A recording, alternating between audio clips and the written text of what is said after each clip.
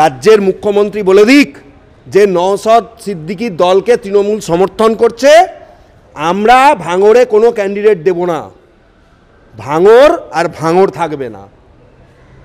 কারণ দুই চোরের রাজত্ব হচ্ছে ভাঙড়, তারা কিছু করতে পারুক বা না পারুক, ক্যান্ডিডেট দেব না বললে তাদের আত্মহত্যা করা ছাড়া আর কোনো উপায় থাকবে না। তৃণমূলের নেতারা তাহলে ওখানে বলুক, কোনোদিনও কোনো সাম্প্রদায়িক সম্প্রীতির মধ্যে কোনো তৃণমূলের নেতা আসলে সঙ্গে সঙ্গে তাকে আমরাই জেলে ঢুকিয়ে দেবো, এবং যদি না ঢোকায় তাহলে যারা আজকে সমর্থন করেছে তাদের নামে এফআইআর হবে, তারা মেনে নেবে। নওশাদ সিদ্দিকী যদি তৃণমূলে জয়েন করে তাহলে এটা বুঝতে হবে যে নওশাদ সিদ্দিকীর সিদ্ধারা বলে কিছু নেই। বিধানসভায় নওশাদ সিদ্দিকী বক্তব্য রাখেন যে সাম্প্রদায়িকতার রাজনীতি যারা করছে তাদের বিরুদ্ধে একজোট হয়ে লড়াই করা হোক, প্রয়োজনে ফ্যাক্ট ফাইন্ডিং চেক করা হোক। তার এই মন্তব্যকে সমর্থন করেন তৃণমূলের বিধায়করা, কি বলবেন এই বিষয়ে? না, এটা তো অবশ্যই নওশাদ সিদ্দিকী ঠিক কথাই বলেছেন, এবং আমিও এটা মনে করি সাম্প্রদায়িক সম্প্রীতি যারা নষ্ট করছে এই বাংলায় তাদেরকে রাজনীতি থেকে দূরে সরিয়ে দেওয়াই দরকার। কিন্তু এটাও পাশাপাশি ঠিক যে দেখা যাচ্ছে যে নওশাদ সিদ্দিকীকে আজকে এখানে তৃণমূল সাপোর্ট করলেও তৃণমূল জোর গলায় বলুক যে বেলডাঙ্গার ঘটনাতে একজনও তৃণমূল লোক জড়িত নেই, বারুইপুরের ঘটনায় একজনও তৃণমূলের কেউ জড়িত নেই, শ্যামপুরের ঘটনায় একজনও কেউ তৃণমূলের কেউ জড়িত নেই। কারণ সংবাদ মাধ্যম তো এটা দেখিয়েছিল যে বাংলাদেশ জঙ্গির সঙ্গে সরাসরি যোগাযোগ লালবাগের পঞ্চায়েত প্রধানের রয়েছে। সুতরাং তিনি তো তৃণমূলেরই পঞ্চায়েত প্রধান, 2023 সালে তিনি জিতে এসেছিলেন, সেটা আপনাদের সকলের সংবাদ মাধ্যমে সেই খবর এসেছিল। সুতরাং ওই রকম বিধানসভায় সাপোর্ট করে লাভ নেই, ঠিক আছে, মানুষের কাজ করে দেখাতে হবে। নওশাদ সিদ্দিকী ঠিকই বলেছেন, নওশাদ সিদ্দিকী ভালো মানুষ, আমি তো বলেছি, অনেক দিনই বলেছি নওশাদ সিদ্দিকী যথেষ্ট ভালো মানুষ। কিন্তু এই নওশাদ সিদ্দিকীকে আজকে তৃণমূল অনেক তোল্লাই দিচ্ছে, হয়তো তারা চেষ্টা করছে নওশাদ সিদ্দিকীকে তৃণমূলে আনার। আমি বলবো যে নওশাদ সিদ্দিকী ওই দলের হয়েই যখন লড়াই করবে তখন তৃণমূল আবারও দেখবেন এই নওশাদ সিদ্দিকীর বিরুদ্ধে লাগছে। কেন নওশাদ সিদ্দিকী তাদের প্রতিষ্ঠা দিবসে কথা বলতে পারবে না, ঠিক আছে, এইটা নিয়ে মামলা পর্যন্ত হয়েছিল, এবং তার প্রতিষ্ঠা দিবসে নওশাদ সিদ্দিকীকে কথা বলতে দেওয়া হয়নি। কারা? এই রাজ্য সরকারের পরিচালিত পুলিশ এবং পুলিশ মন্ত্রী, যেখানকার নাম মুখ্যমন্ত্রী, তিনিই হলেন পুলিশ মন্ত্রী। সুতরাং কিছু ভালো বললে তার অ্যাডভান্টেজটা তৃণমূল নেয়, কিন্তু যখন যেখানে বাঁশ দেওয়ার সেটা ঠিকই দিয়ে দেয়। সুতরাং তৃণমূলের কথায় খুব আনন্দিত হওয়ার কিছু নেই, বাট এটা ভালো কথা। এবং আমিও মনে করি যে বিজেপি যদি চায় যে সাম্প্রদায়িক সম্প্রীতি নষ্ট করতে, বিজেপি এখানে টিকতে পারবে বলে আমার মনে হয় না। আর শুধু হিন্দুত্ব দিয়ে এখানে ভোটে যেতে যাবে না, কিন্তু পাশাপাশি এটাও ঠিক যে হিন্দুদের মন্দির ভাঙা হবে, হিন্দুদের ওপর অত্যাচার করা হবে, সেখানে হিন্দুরাও নিশ্চয়ই চুপ করে বসে থাকবে না, একদম পরিষ্কার কথা। সেই জায়গাও রাজ্য সরকারকে প্রোটেকশন দিতে হবে। যে সমস্ত পুলিশ প্রশাসন, যে সমস্ত তৃণমূলের লোকজন এগুলো দেখেও দেখে না, তারা নিজেদের বলুক না সেখানকার এমএলএ কী করেছে। বেলডাঙ্গার এমএলএ সে তো তৃণমূলের এমএলএ, সে কী করেছে? শ্যামপুরের এমএলএ কী করেছে আমি জানতে চাই। সেখানকার এমএলএ, সেখানে পুজোর সময় এত বড় ঘটনা ঘটলো, কি না একটা মোহাম্মদ নবীর ছবি একটা পুজোর প্যান্ডেলে টাঙানোর জন্য সেখানে মারধর করা হলো, পুজো প্যান্ডেলে আগুন লাগিয়ে দেওয়া হলো। কেন? সেখানকার এমএলএ কী করেছে? কেন তাহলে তাকে কেন গ্রেপ্তার করা হবে না?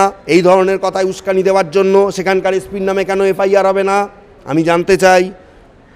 মানুষ একটা ঘটনা দিয়ে সব কিছু তো প্রমাণ হয় না, বাস্তব কি হয়েছে এটা আপনি দেখুন। আগে নওশাদ সিদ্দিকী বলেছে তৃণমূলের নেতারা তাহলে ওখানে বলুক, কোনোদিনও কোনো সাম্প্রদায়িক সম্প্রীতির মধ্যে কোনো তৃণমূলের নেতা আসলে সঙ্গে সঙ্গে তাকে আমরাই জেলে ঢুকিয়ে দেবো, এবং যদি না ঢোকায় তাহলে যারা আজকে সমর্থন করেছে তাদের নামে এফআইআর হবে, তারা মেনে নেবে।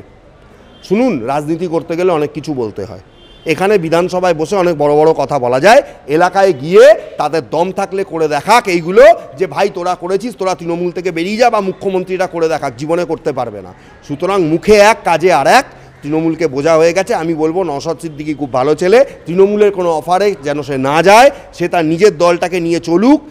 আমি মনে করি ভাঙড়ে সে যেভাবে দুটো চোরকে শায়েস্তা করে, আরাবুল ইসলাম যাকে তৃণমূল এমনি লাত মেরে বার করে দিয়েছে দল থেকে, আর একটা শওকত মোল্লা যে প্রকাশ্যে বলে কম্বলের টাকা চুরি করার কথা, দুটো চোরকে শায়েস্তা করে যেভাবে সে উঠে এসেছে, আমি মনে করি পশ্চিমবঙ্গে এরকম নেতা দরকার, এবং সে যথেষ্ট ভালো নেতা, সে যেন তৃণমূলের খপ্পরে পা না দেয়, আমি এটাই বলবো। এবং নওশাদ সিদ্দিকী এগিয়ে চলুক, আমি মনে করি সে একটা ভবিষ্যতে বড় নেতা হতে পারে। প্রথমে আমরা দেখলাম যে মুখ্যমন্ত্রীর সঙ্গে নওশাদের নবান্নে বৈঠক, তারপরেই ফুরফুরা ইফতার, কিন্তু সেখানে নওশাদ সিদ্দিকীকে দেখা যায়নি। তারপরেই এই বিধানসভায় তার বক্তব্যকে সমর্থন, নওশাদের প্রতি যে তৃণমূলের এই ঘনিষ্ঠতা, কি বলবেন? ওই ঘনিষ্ঠতা বিধানসভায় আছে। নওশাদ আবার ভোটে লড়ুক বিধানসভায়, ভোটে নওশাদ আবার বিধানসভায় লড়ুক, দেখি তৃণমূল সেখানে ক্যান্ডিডেট দেবে না বলে দিক, রাজ্যের মুখ্যমন্ত্রী বলে দিক যে নওশাদ সিদ্দিকীর দলকে তৃণমূল সমর্থন করছে, আমরা ভাঙড়ে কোনো ক্যান্ডিডেট দেব না, ভাঙড় আর ভাঙড় থাকবে না।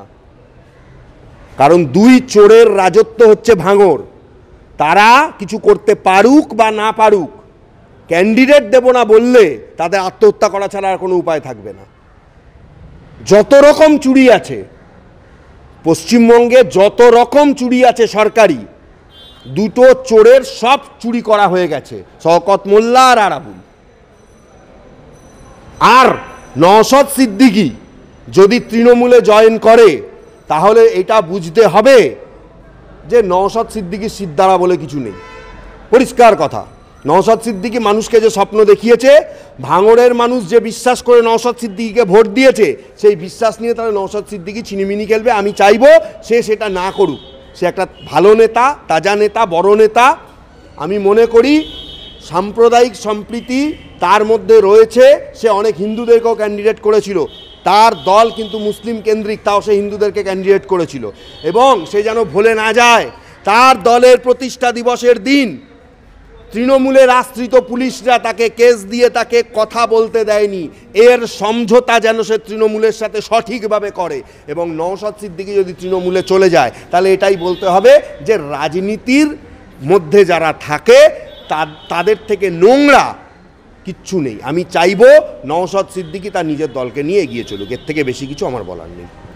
এরই মধ্যে নওশাদ সিদ্দিকীর সঙ্গে সাক্ষাৎ হয় হুমায়ুন কবিরের, প্রশ্ন ওঠে রাজনৈতিক দলে, কারণ হুমায়ুন কবির বলেছিলেন তার দল যদি তার বিরুদ্ধে কোনো কঠোর পদক্ষেপ নেন তাহলে তিনি অন্য পথ হাঁটবেন।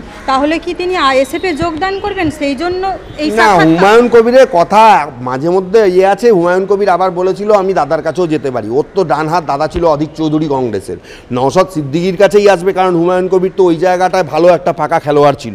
হুমায়ুন কবিরটাকে আলাদা করে দিয়েই তো কংগ্রেসটাকে হারিয়েছে, তাও পারেনি। 96,000 না 93,000 ভোট পেয়ে গেছিল অধীর চৌধুরী, কিন্তু এবার ইউসুফ পাঠানকে দিয়ে পুরো খেলে দিয়ে হারিয়ে দিয়েছে, রিগিংও হয়েছে।